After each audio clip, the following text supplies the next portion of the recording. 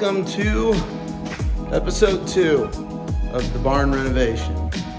Man, it is looking a lot different here.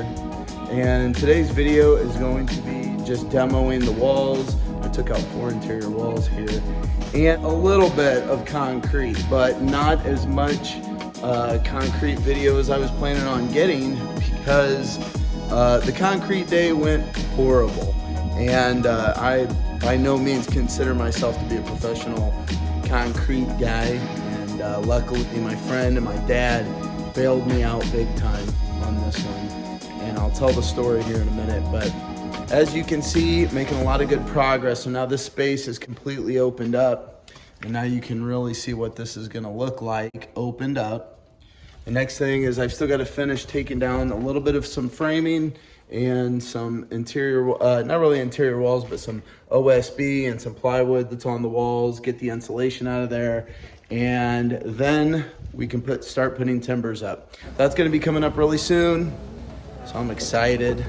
It feels good to get to this point because now we kind of start putting back together. Boy, it is a crappy, windy day today. It's like kind of warm, but it's so windy, like 40-mile-an-hour gust, you can't really do anything outside. So, focused on peeling this stuff off my interior walls. This is a wall that's coming down right here, and this wall right here is going to be coming down as well. So I'm going to pop all of these boards off of this here, and that will really open up this space.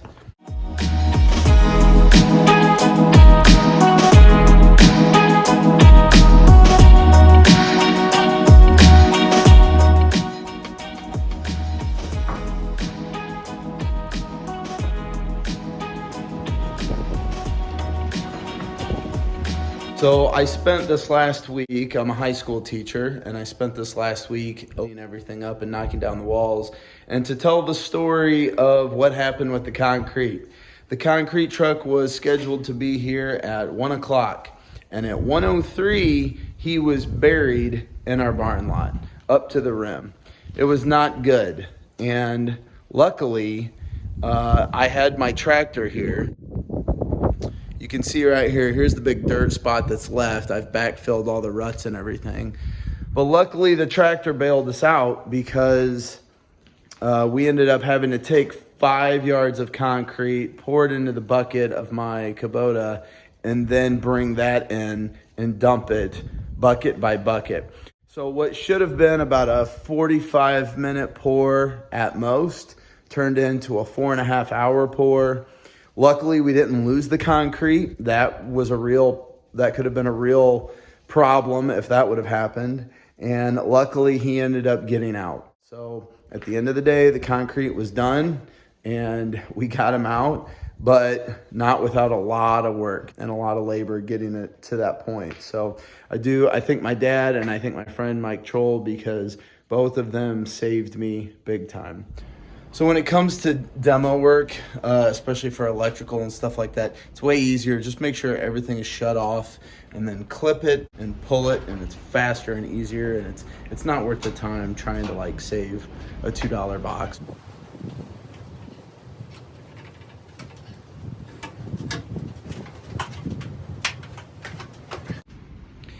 All right, so one of the easiest and best ways to just strip out like a 2x4, 2x6 wall with no sheeting on it is literally just come down here with the hammer and knock the bottom and then pry it from the top and they'll just fall right out. So that'll get all our studs out of here, and then we'll just have a top and bottom plate to take care of.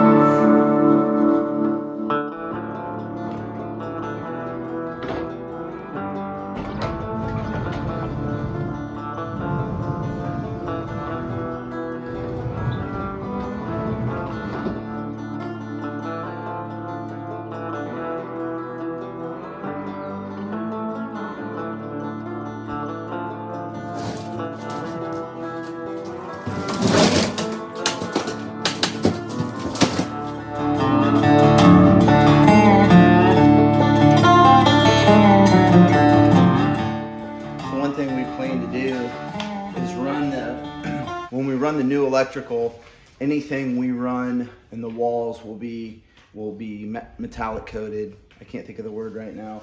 But then we're also going to run down on the timbers. We'll be running conduit. So we'll run conduit. We might dress it up a little bit against those timbers, but it'll be pretty good. And with potential mice or anything like that, it's always good because they'll eat your wires. If you don't believe me, there's some interior wire right there. Opened up. Luckily nothing arced, but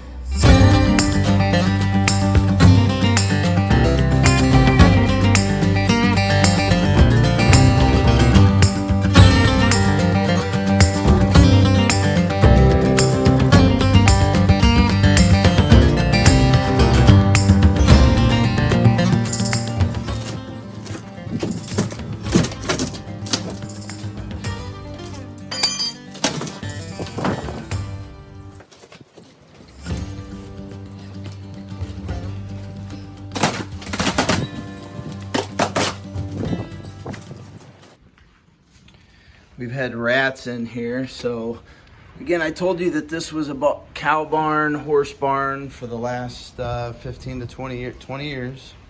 And you can see where they've been eating. Now that is from some water damage there. But look at this. Chewing their way through those 2x4s and even chewing into some wire right there. So the other wild thing is look at the difference where the rats were and look at these walls. Now I did pull some of the insulation down, but you can look and then look at these two stud cavities they didn't touch. So to give you an idea, that's what they all looked like 20 years ago. This is today. When you're knocking out OSB, one of the best things you can use is just a big flat board. I've got a scrap timber here, but you need something flat that can blunt the edge of it.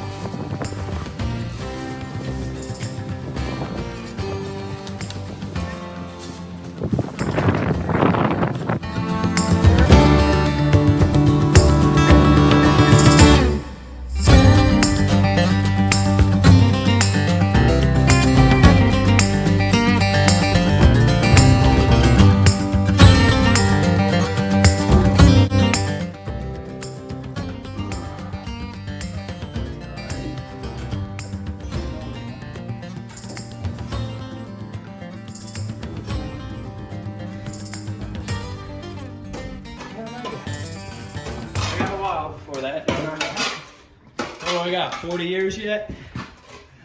How old do you think I am? No, I'm just picking on you. You got what, you're 18? I'm 17. Huh? I'm only 17. 17. All right. You got 22 years. 22? I'm going to be 40. Wow. Think about how much better you'll be at 22. All right, so this morning I am drilling out some holes out of my existing concrete here, and I'm using some masonry bits because I'm taking some rebar and I'm going to drive some spots into here so that I will be able to tie into my existing slabs. The good news is out here on my foundational wall, I have a nice ledge all the way around that this will sit on. And then same thing over here. Same thing, my exterior wall has a nice ledge to sit on, and then I will be drilling in holes into the existing slab to pair up our rebar.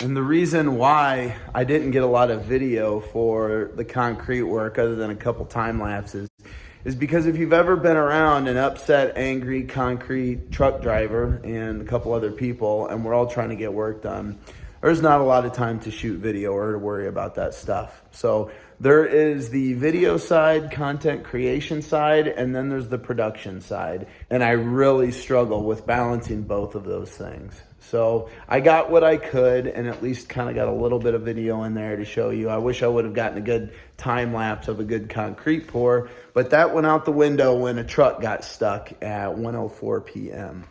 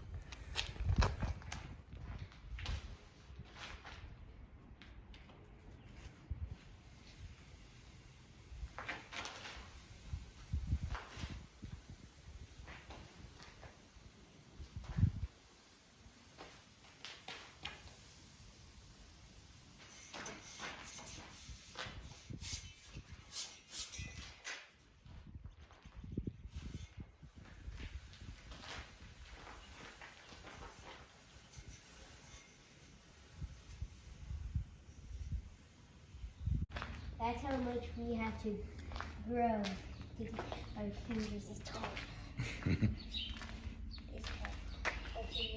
Still not that dry. My palm isn't even as big as Dad's palm. And so nonetheless, it was a good week and I got a lot done. And so now we're getting ready for timbers to come in and talking about wiring and what I'll be doing there. So again, I got to finish demoing the last of these walls, pulling all the insulation down. The plan is to spray foam.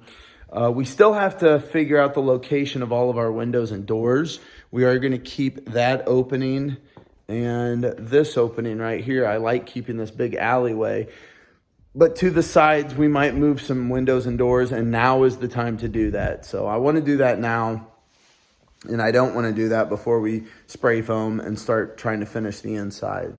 So thanks for sticking around and watching this video. And I know it was just demo and a little bit of concrete work, but I'm just trying to show the progress of the barn as we go along. So hopefully soon we'll be getting to show you some timber framing. We'll show you some electrical wiring, and as we start to finish the inside.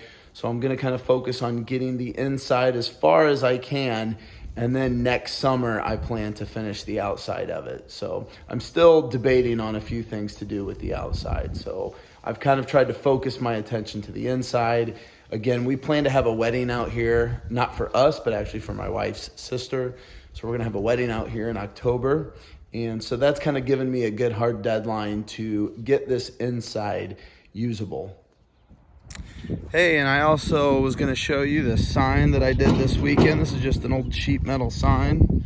Some old sheet metal that I just cut into a square, bent over, and I took that template and spray painted it before I did that. So I wanted to hang that. So when people are coming here, that's the sign you're looking for.